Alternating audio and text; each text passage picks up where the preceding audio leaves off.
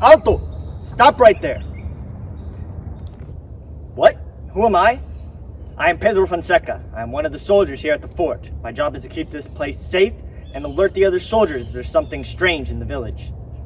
In this case, I was not expecting any visitors. Before I tell the soldiers about your presence, tell me, what are you doing here? You just want to look around? Huh.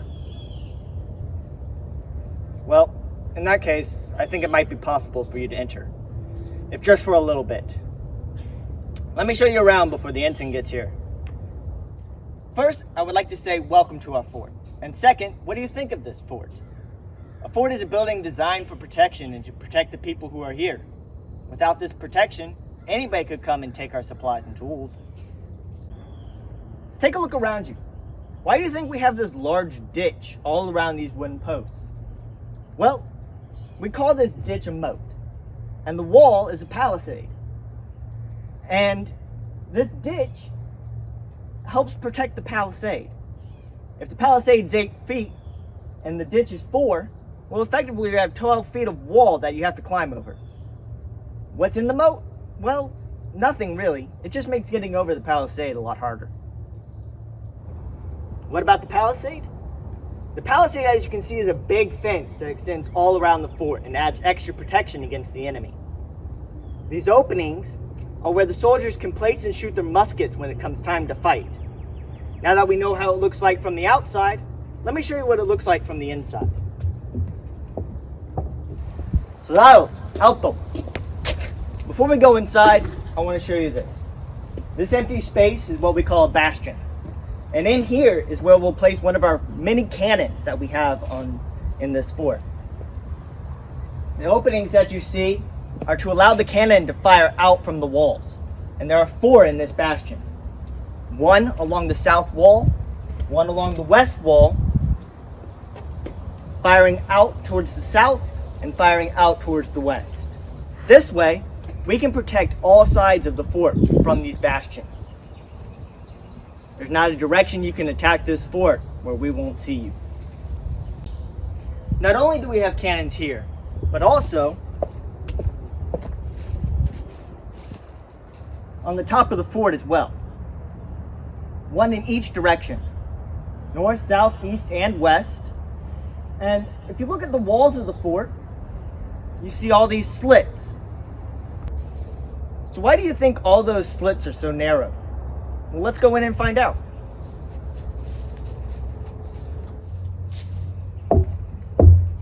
Before we go inside, I want to show you the Casa Fuerte, or the Strong House. The walls are designed to withstand musket and arrow fire, as well as support the weight of the 4 4-pounders upstairs on the roof. Now, before we go inside, we have to be quiet because there's soldiers sleeping upstairs. But come on in, let's go inside. Now, remember those musket ports that we saw on the outside? Well, this is what they look like from the inside. And they're a lot wider in here. Now, why do you think that is? Well, it makes it very easy for us to stick our muskets through and protect the fort. Now, you also notice that I'm standing on this large platform. Well, that does 2 things. A, it allows us to get higher than everybody down on the ground. If a musket ball were to fly through one of these windows, well, it's going to go right over your head. But these decks also act as our sleeping platforms, or storage underneath, or really anything else that we need them for. Tables, workbenches, their uses are limitless. I'd like to show you this over here. This is the armory. This is where we store all our tools, all our weapons, and behind it is the powder magazine, where we store all the black powder. Now this is the safest room in this entire fort. The reason for that is because there's 2 walls protecting it, as well as the statue above, which is Santa Barbara. She's the patron saint of people who work with black powder and cannons, and she protects us here at the fort. This is the storage room. This is where we store all the supplies necessary to last a 3-month siege. What's a siege? Well, it's when we get attacked and we have to protect ourselves. Everybody from the village will come to within the palisade walls. That grassy area that you saw around this blockhouse, that's where they'll camp. And here we store all the food, canvas for tents, supplies that they need. So in here we also have another forge, and that's for the blacksmith, who's very important. He can repair our tools or our weapons. He can make items that we need for the siege, such as tent stakes or trivets for cooking. And he's very important to us, so we want to make sure he's up and running. Now over here we have the mess hall. This is where the soldiers will gather and eat and play games, unwind after a long day's work. And if you're going to be traveling, well, you're going to be bringing this. This is hardtack. A hard biscuit made of flour, salt, and water. And it's baked hard to last a really long time. Can't eat it like this though. You have to soak it first. I like to soak mine in soup broth. We also eat all sorts of other things as well. Corn, beans, squash of the Appalachia, as well as deer for venison. We also have plenty of cattle for beef and pork as well. Now, I've noticed you've been looking at this door back here. This is the captain's quarters. And, well, traditionally, nobody's supposed to go in here, but I think we're all good. He's not here right now. Let's go in.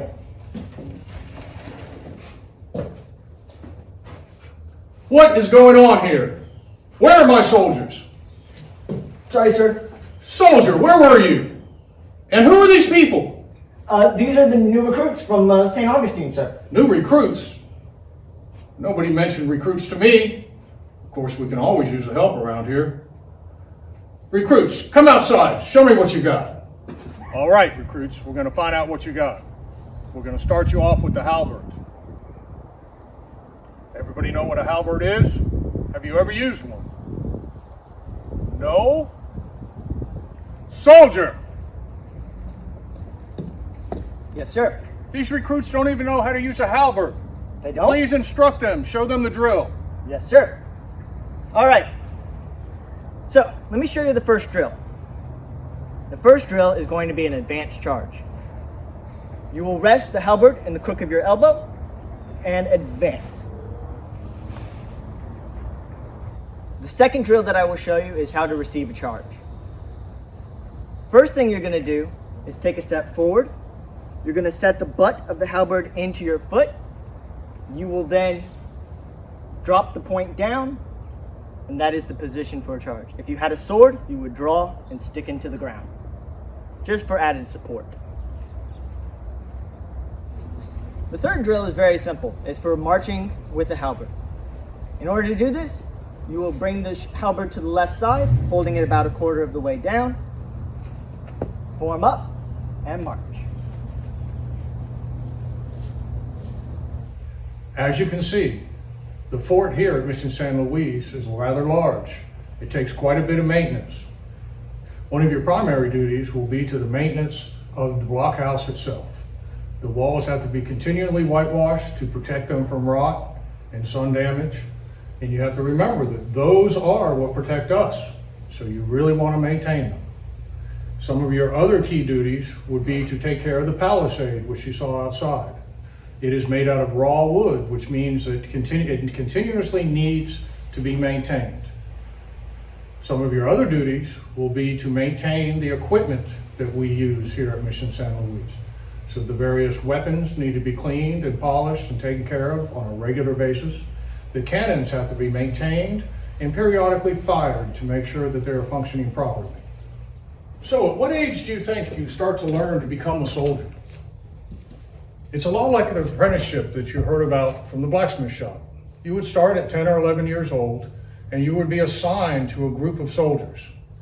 You would take care of their equipment, you would run and get water for them, you would basically take care of a lot of their little needs so that they can concentrate on being soldiers. In doing these tasks, you start to learn how to become a soldier. Y'all should have been here yesterday. This barbacoa was full of meat. Okay, this is what's called a barbacoa. It's basically designed for smoking and drying meats. Most of the time we don't eat it right away because this is designed to dry it out so we can store it. But last night we really couldn't help ourselves. The venison was wonderful. When it's in use, the meat sits up here and a fire is built underneath.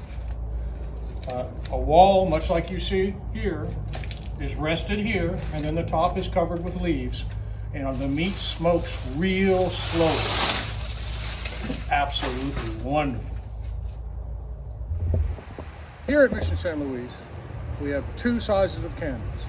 You've heard earlier about a 6-pounder and a 4-pounder. The 6-pounder and the 4-pounder, what they're referring to is the weight of the ball it will shoot. This is a 4-pounder. This is a 6-pounder. We have both here at Mission San Luis. The 4-pounders are mounted on the roof. They shoot the smaller ball, and they are mounted on a naval carriage. This sort of carriage is generally used at sea, and it's under the deck of a boat. If it was on a boat, it would have all wooden wheels. But because we're using it or dragging it around on the ground, we have a metal covering on the wheel. The 6-pound cannon can shoot up to 1.5 miles. The distance a cannon can shoot varies with the angle of the tube and the amount of powder you put in. We don't tend to shoot our cannons up in the air very often, unless of course we're trying to get a tremendous distance on it. Generally what we like to do is we keep them on a slight angle and we fire them almost parallel to the ground or at a slight angle. What happens then is the ball bounces and continues to travel for a long distance, being more effective. To fire a cannon during battle takes a 6-man crew. Each person has an individual job to do and an individual set of tools. Now it's important during battle that everybody knows everybody else's job, because sometimes you have to jump in and take over somebody's job. As I mentioned earlier, the cannon carriage is incredibly well balanced. 2 grown men can pick this end up, even though it has a 1,200-pound cannon on it. That allows you to move it and change your angle rapidly during battle. But if we were to move it long distance, we would most likely hook it up to an oxen. And this end of the cannon is designed exactly for that. But if we wanted to move it long distance, we would basically pick it up and put it on the back of a cart called a caisson. The cart is then hooked to the oxen, and you can take it anywhere you want. Because it's so well balanced, a single oxen can move this cannon very easily. Enough with the cannons. Let us go inside. I have received information from St. Augustine. You will go on your first mission today. Come, gather around. I received some information when I was at St. Augustine. They say that the English are going to come to this point here and wait for an ambush. So we're going to send some troops through the wood line and some troops coming around south, and hopefully we'll be able to cut them off. Unfortunately, we have a large shipment of supplies down here in St. Mark's. And your first mission, if you think you can do it, is to go to St. Mark's, pick up our supplies, and get back here as fast as you can. You think you can do that? Great. Then meet my soldier at the front gate, and he will give you supplies for your journey. Good luck, and see you soon. Well, I hope you enjoyed your brief stay at the fort. And here are your supplies, and good luck on your journey. Hope to see you again soon.